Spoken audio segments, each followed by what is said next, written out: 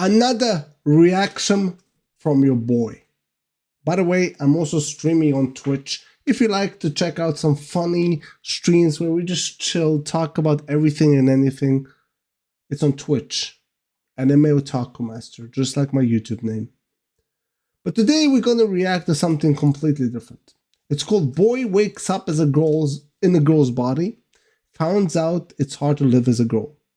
Basically, guy becomes girl. Very hard to be girl.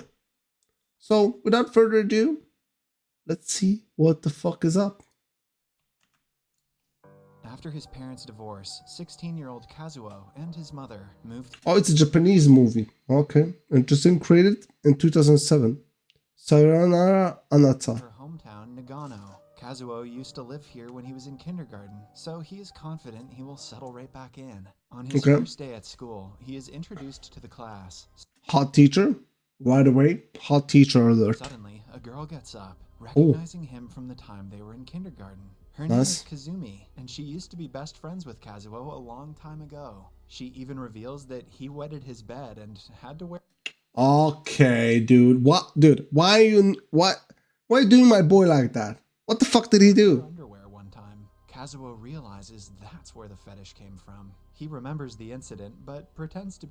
Why is the teacher laughing? ...be oblivious. After class, he goes to Kazumi, asking her to stop telling everyone about these embarrassing stories of the past. Kazumi's boyfriend Hiroshi interrupts them.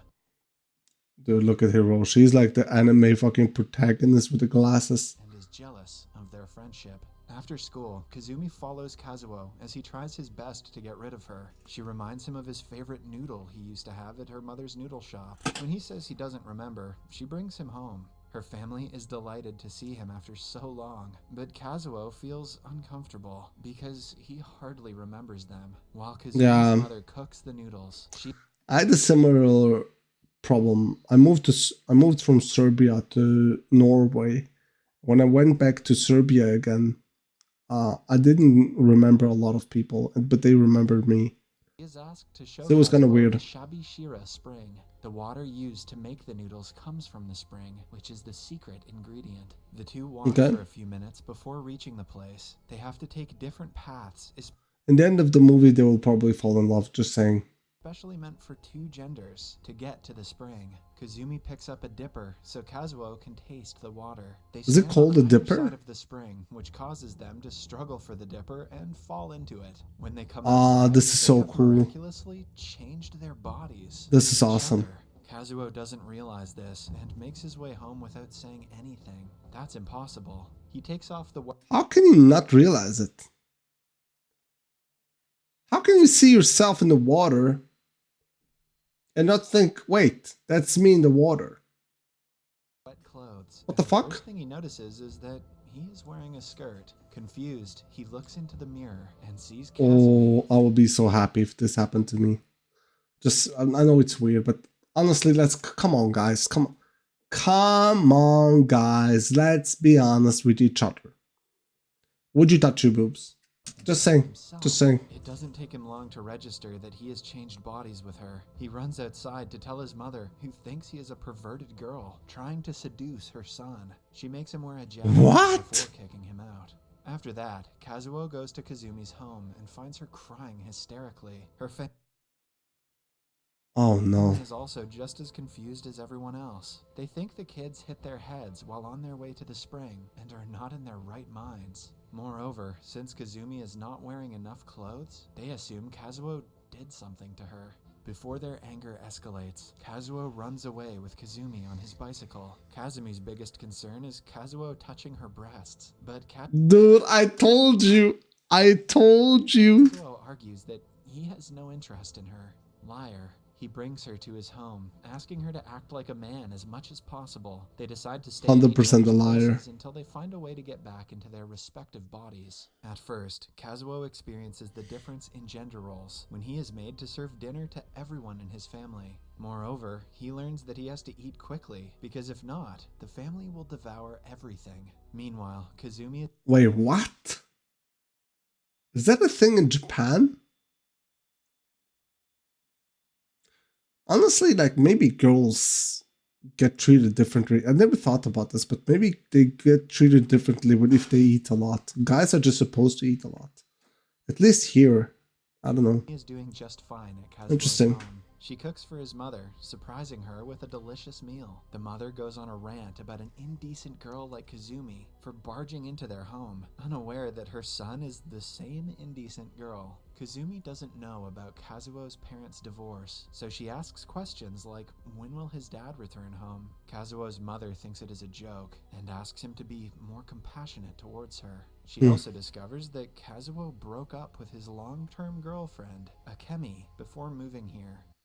Ah, that's why he's not in love with the girl, because he already broke up with somebody. While Makes later, sense. Kazuo calls Kazumi, asking her to keep his phone strap safely. It was a gift from his father and is close to his heart. Ah, I see. Kazumi, on the other hand, is having problems of her own. She is shocked by how his genitals changed when she tried to take a shower. Kazuo orders her to stop looking at his body.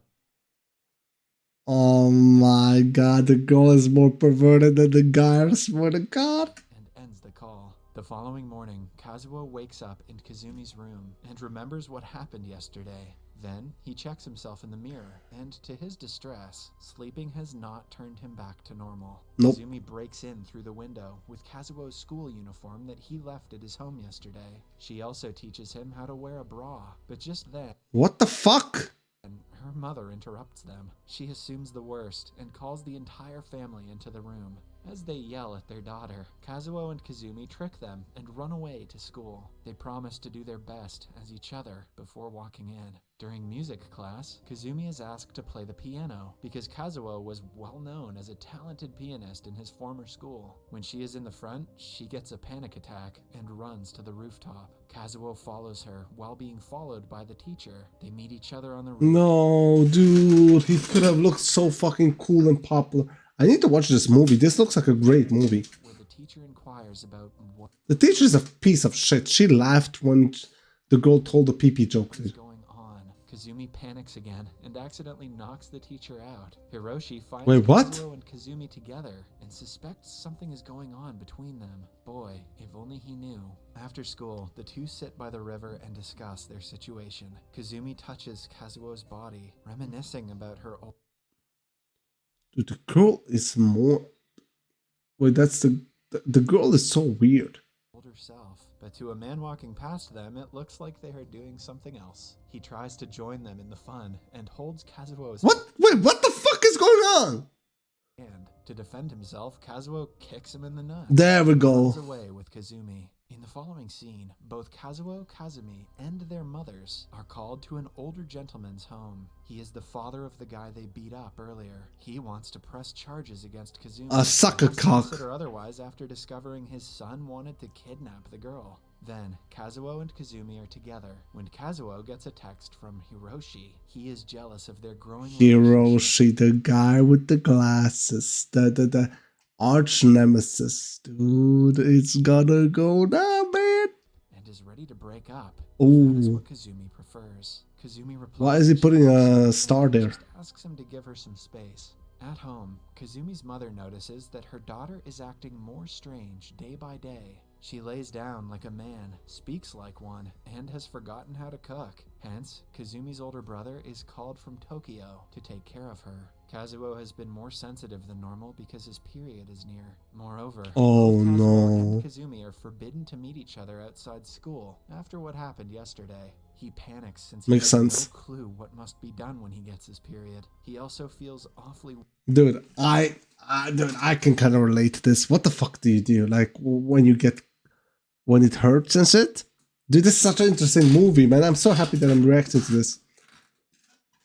weak, but passes it as a symptom. The next day, their class is going on a trip to a hot spring. Throughout the bus ride, Kazuo continues puking, worrying everyone. Then, while changing into a swimsuit, his nose starts to bleed. What? Wait, what the fuck? At the same time, Kazumi meets Hiroshi and asks him to come aside. Before she can tell him the truth, he asks her if she is Kazumi. It turns out that he had been observing them for the past few days, and He has that anime observing eye. He's like a Naruto character. You can see through them. Kazumi affirms, and apologizes for not telling him sooner. Hiroshi says that he still loves No. her because he is in love with her soul. Oh my god, he's gonna don't do it, don't do it. Oh However, my fucking Kazumi god. doesn't feel the same for him.